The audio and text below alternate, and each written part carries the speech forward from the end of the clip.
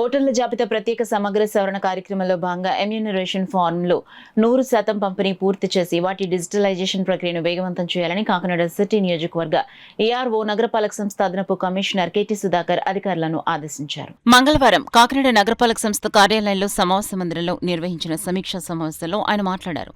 ఓటర్ల జాబితా ప్రత్యేక సవరణ కార్యక్రమం ఎన్నికల ప్రక్రియలో అత్యంత కీలకమైందని పేర్కొంటూ ప్రతి ఓటర్కి ఈఎఫ్ ఫారం అందేలా అధికారులు బిఎల్ఓలు సమన్వయంతో పనిచేయాలని సూచించారు. ఇప్పటికే పంపిణీ చేసిన ఈఎఫ్ ఫారంలను సంబంధిత ఓటర్ల నుంచి తిరిగి సేకరించే ప్రక్రియను కూడా వేగవంతం చేయాలన్నారు. ఫారంలతో పాటు ఓటర్ల తాజా రంగు ఫోటోను తప్పనిసరిగా సేకరించాలని సూచించారు.